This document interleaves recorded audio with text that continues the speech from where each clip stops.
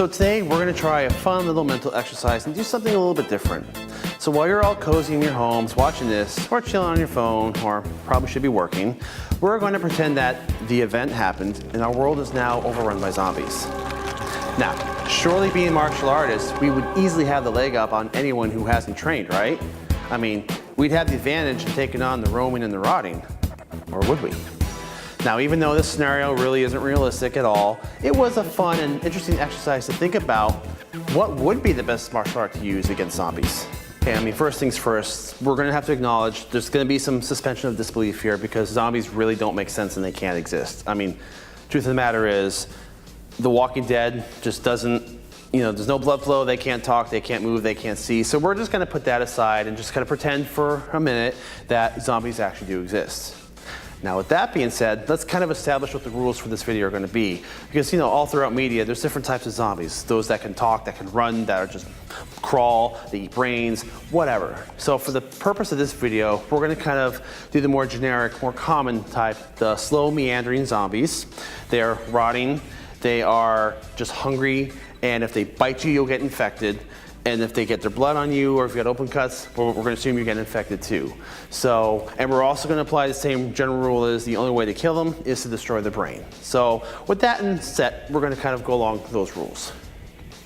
Now, when doing this exercise, even though it's kind of goofy and fun, just like real self-defense scenarios, you have to take things into consideration. Is it one zombie, or do you have multiple to deal with? Just like in real life, that strategy is going to change dramatically on how many are attacking you. Are you running from one? Are you cornered by one? Are you in hand-to-hand with one? Are you being swarmed by a mob of them? All very different scenarios. Okay, now let's look at some of the challenges. It might be easy to think, oh, no martial arts, I can punch, kick, I can beat a zombie up, no problem. Most likely. However, a lot of techniques that will work on a person are not going to work on a zombie, primarily because they don't feel pain. So you work with pressure points? Forget it. Liver shots? Soft targets, eyes, throat, groin, it's not going to have any effect because they're past the point that does not affect them. They've got one thing on their mind, and that's your brain, and they want to eat it. And they're going to keep on coming no matter what they do. And they age and they fall apart. So that might seem like an advantage, but if you think about it, and anyone who's ever watched the show The Walking Dead, you'll know that the worse shape the zombie is, sometimes the harder it is to defend against. I mean, if they're really, really in bad shape and you try to grab and push away, they might fall apart in your hands. So that's gross to think about, but say we're talking about zombies after all. So it's important to keep in mind that what will work on a normal human being won't work on them because primarily they don't feel pain. So how do you hurt them? You can break all the ribs you want. It's not going to stop them. So let's just start with good old karate, maybe something like Shotokan, more old school, traditional. Shotokan, strong strikes, solid stances, good speed. So you're gonna deliver some good solid blows. The downside is that power might be wasted because that power is not gonna work so well on them. As I said before, you can break a rib, you can punch them right in the sternum. You're not gonna stop their heart, you're not gonna stop them from coming. At most, you might knock them back a little bit. So this might not be the best art just by itself against the zombies because it's not really dedicated to the kind of trauma that you need. If you hit them in the head, sure, you can go, basically you have to go for blunt force trauma to the head. And Shotokan definitely has the power, but maybe the techniques aren't formulated for that because I don't think when they formed this art, they were thinking zombie apocalypse. Especially if they tackle you, go to the ground, Shotokan doesn't have much to defend against that. Now, speaking of good power and damage and strikes, it'd be foolish not to even mention Kyokushin. Kyokushin is one of the hardest contact style martial arts out there. Strong, strong body blows, devastating kicks to the head. So that's going to be a good art to start with, but once again, Kyokushin suffers very similarly from the same situations that Shotokan does. That power is going to be wasted. And plus, Kyokushin is a very, very close art. It's all getting up there and do constant body shots. If you're that close, you're within arms and possibly mouth reach. You don't want to be that close, and those body shots aren't going to work. Now, Kyokushin has some really, really, really powerful kicks. However, I advise against that because if you're that close, a lot of the kicks they have in tournaments are high axe kicks that come down. It's easy to get caught on the shoulder. You're taking yourself off balance. The thing lumbers forward at you. You might fall down. So A Kyokushin is going to do damage. You actually have a good likelihood of breaking them apart a little bit. So maybe you can do enough damage where they can't quite chase you. You do some structural damage, then you might have a chance. But kind of like Shotokan, that power might be a little bit wasted because you're not talking about an opponent who can actually register it as a normal person would.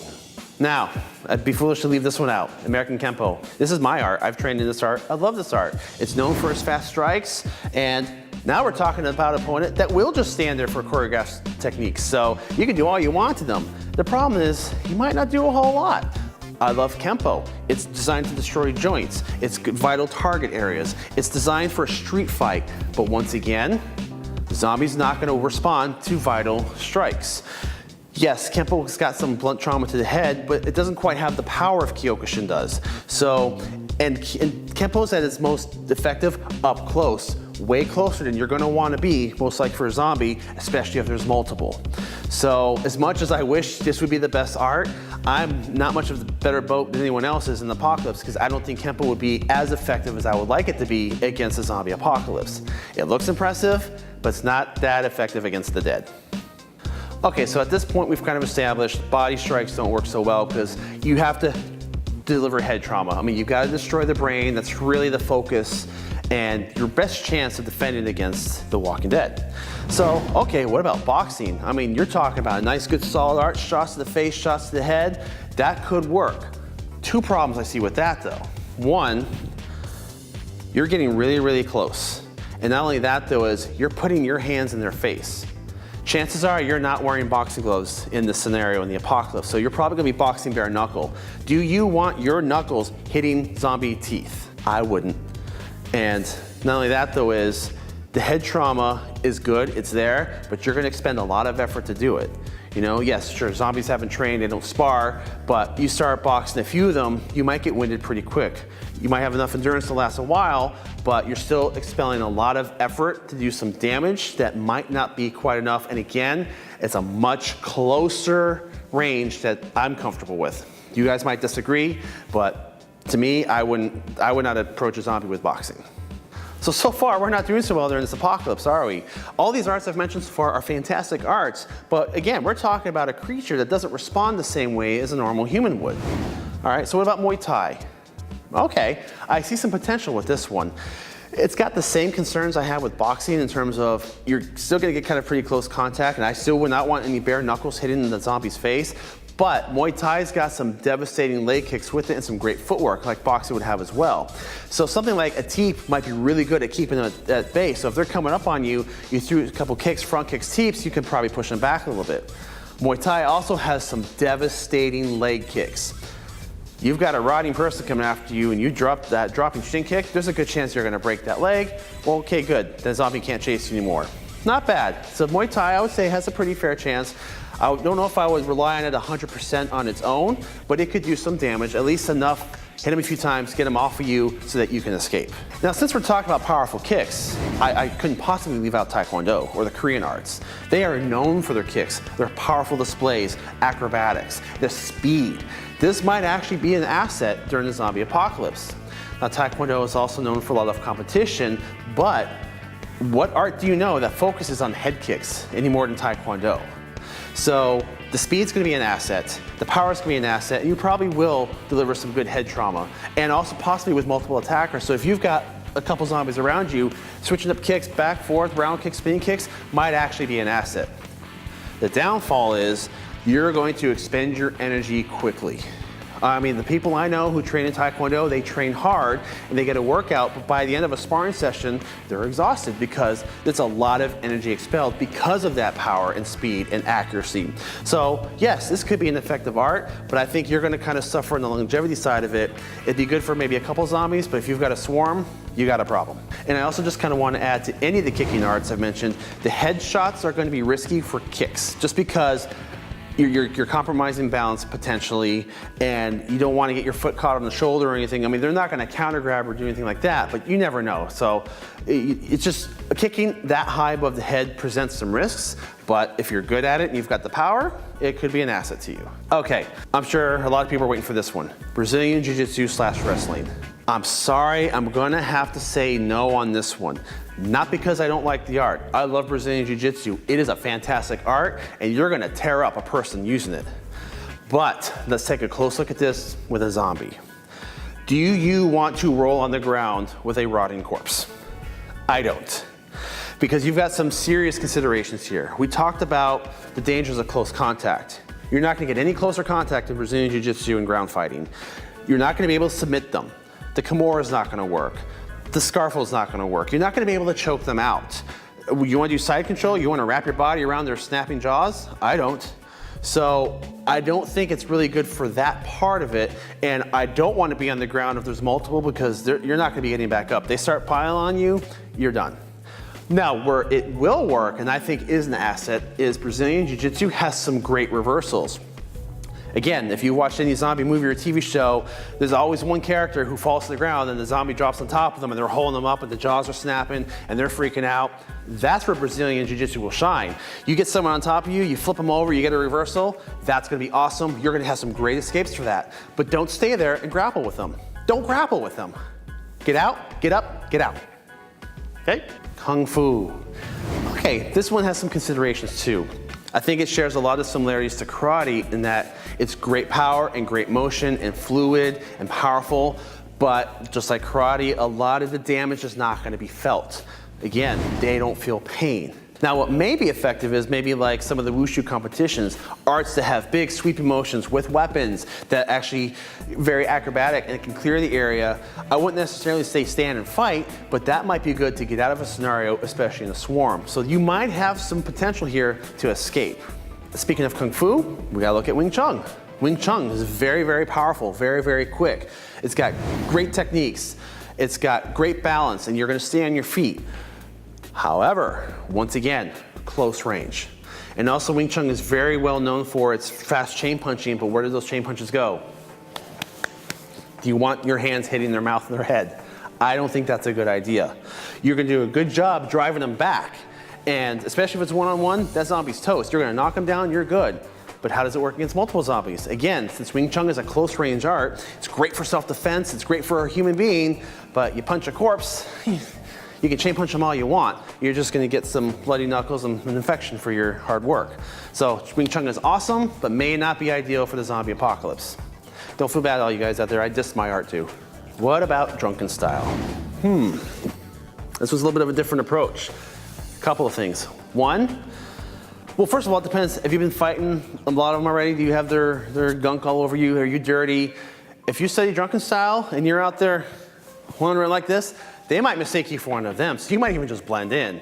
Also, you're gonna be fast, you're gonna be loose, you're gonna move around, and let's be honest, if it's the zombie apocalypse, do you wanna be sober anyway? You might be happier in this style. You might not defend yourself, but you'll probably be happier. Okay, what about stand-up jiu-jitsu or judo? Another possibility here. What are they really good for? Takedowns, throws, locks, grappling. Okay. But that being said again, just like Brazilian Jiu-Jitsu, you don't want to grapple with a zombie. For the same reasons as before, too close of contact, you're not going to hold them, you're not going to submit them. However, what might be effective here, especially the Judo and Jiu-Jitsu, I mean, how many times have you seen in movies, characters are fighting off a zombie and a straggler comes up behind them, maybe they grab, and right before that bite comes in, you might be able to respond and catch a shoulder throw, you might be able to throw them off you, get them away from you. Especially with Jiu-Jitsu where it's designed to throw opponents into each other, it might be good for pulling them off you. I wouldn't keep that as a primary art for zombies because again of the close proximity, and again, you can put them in whatever lock you want, not gonna stop them, they're gonna keep snapping and jawing until their buddies come and swarm you. But it's good for a pinch, if they grab you, it gets them off you real fast. Also, in judo, a lot of competitions use sacrifice rolls with the throws and all that. I wouldn't do that here. Just stay on your feet, stay in the ground fighting, just get them off you and move on. This one has potential, maybe. What about kendo? I mean, you are talking about an art that practices with a weapon.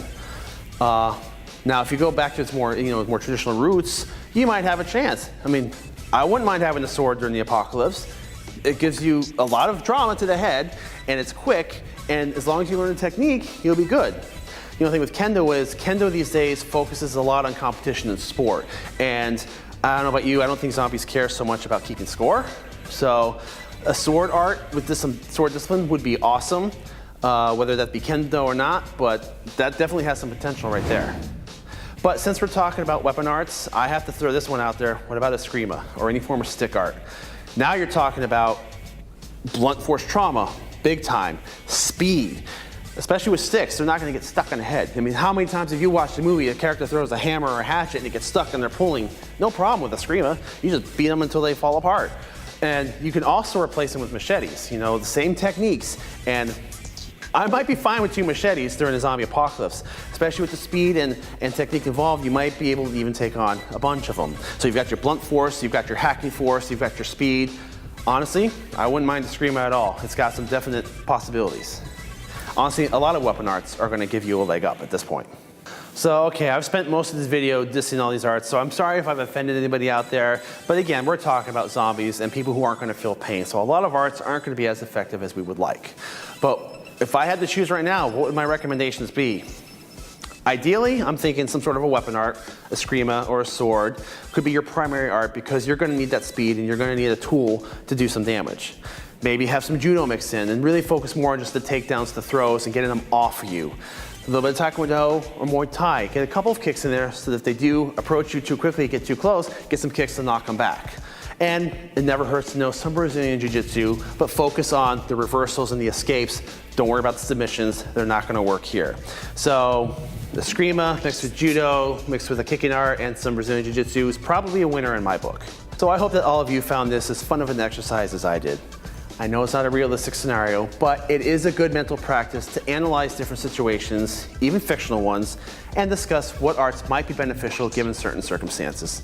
Thank you so much for watching.